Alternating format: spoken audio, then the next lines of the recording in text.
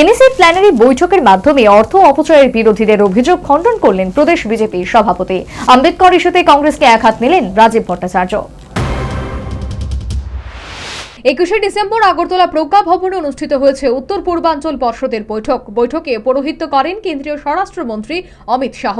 বৈঠকে উত্তর পূর্বাঞ্চল উন্নয়ন বিষয়ক মন্ত্রী জ্যোতিরাদিত্য সিন্ধিয়া এবং মন্ত্রকের প্রতিমন্ত্রী সুকান্ত মজুমদার উপস্থিত ছিলেন উত্তর পূর্বাঞ্চলের 8 রাজ্যের মুখ্যমন্ত্রী সহ রাজ্যপালগণ। এর মধ্যে উত্তর পূর্বাঞ্চল পর্ষদের বৈঠককে বিরোধীরা বিশেষ করে সিপিএম আমোদ প্রমোদের জন্য বলে তির্যক উপহাস করেছে এবং অর্থ অপচয় সংক্রান্ত বিষয়ে কটাক্ষ করেছে। সোমবার আহত সাংবাদিক সম্মেলনে বিরোধীদের এই কটাক্ষের জবাব দিলেন প্রদেশ বিজেপির সভাপতি তথা সাংসদ রাজীব ভট্টাচার্য। এবং বিভিন্ন জায়গায় শুনেছি অনেক বিরোধী দলের তারা এই বৈঠকে বলছেন যে রাজ্যের নাকি আর্থিক ক্ষতির সম্মুখীন হবে, অর্থ অপচয় হচ্ছে, সেরকম মন্তব্য করেছেন। আমি তাদের কাছে প্রশ্ন রাখতে চাই যে আগেও তো সরকার ছিল, কিন্তু এই ত্রিপুরাকে এক্সপোজ করার মতো, ত্রিপুরার যে সমৃদ্ধশালী সেটাকে সারা ভারতবর্ষের মানচিত্রে তুলে ধরার জন্য কোনো প্রয়াস সেই সময় সরকার করেনি।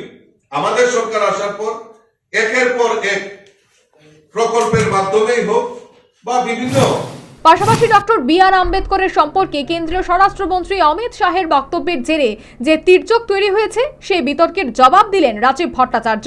সম্প্রতি সংসদে ঘটে যাওয়া অভূতপূর্ব ঘটনার সমালোচনা করেন। কংগ্রেস মহিলা, জনজাতি এবং দলিত বিরোধী বলে অভিমত ব্যক্ত করলেন প্রদেশ বিজেপির সভাপতি।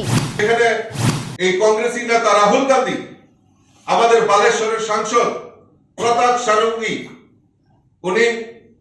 উনাকে ধাক্কা দিয়ে উনাকে আঘাত করেন রাহুল গান্ধী। এবং আমাদের জনজাতি নাগাল্যান্ড থেকে নির্বাচিত রাজ্যসভার সাংসদ কনিয়াজিকে উনি অকথ্য ভাষায় গালিগালাজ করেন এবং উনাকে মারার জন্য উদ্যত হন।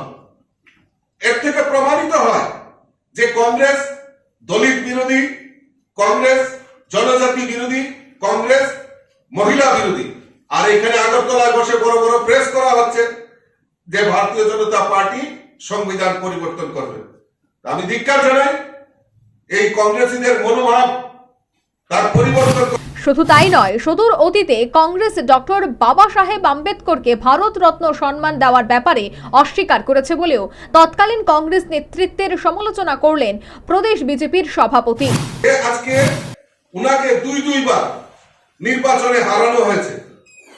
1952 সালে উনাকে হারিয়েছেন এবং 1954 সালে একটি উপনির্বাচনেও উনাকে হারানো হয়েছে। উনাকে সংসদে প্রবেশ করতে দেওয়া হয়নি, বারবার অপমান করানো হয়েছে। বাবা সাহেব আম্বেদকরকে ভারতরত্ন পর্যন্ত দিতে অস্বীকার করেছে এই কংগ্রেসী দল।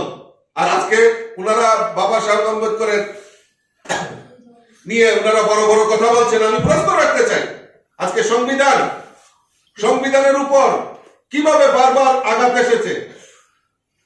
আমরা সবাই জানি 370 ধারা, এই 370 ধারাকে একটা টেম্পোরারি প্রভিশন ছিল। এই সংবিধানকে ছেড়খানি করা হয়েছে।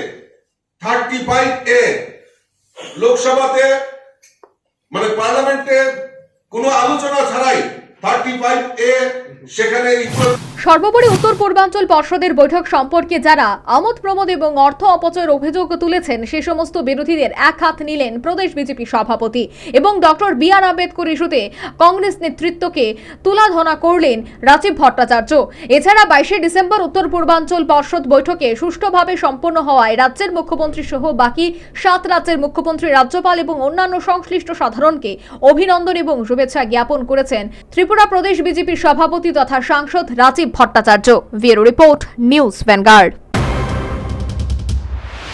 সিজা ইনস্টিটিউট অফ কিডনি সায়েন্সেস কিডনির জটিল রোগের চিকিৎসার জন্য এক উৎকৃষ্ট প্রতিষ্ঠান, যেখানে উত্তর পূর্ব ভারতের প্রথম এবিও অসামঞ্জস্য কিডনি প্রতিস্থাপন এবং মৃত ব্যক্তির কিডনি প্রতিস্থাপন করা হয়। এখানে 115টিরও বেশি কিডনি প্রতিস্থাপন এবং উত্তর পূর্ব ভারতের সবচেয়ে বেশি হিমোডায়ালিসিস করা হয়েছে এবং এই সংখ্যা দিন দিন বাড়ছে। সিজা institute of kidney sciences Tripura সরকার সহ অরুণাচল প্রদেশ, মেঘালয়, মিজোরাম, মণিপুর এবং নাগাল্যান্ড সরকার দ্বারা স্বীকৃতি প্রাপ্ত।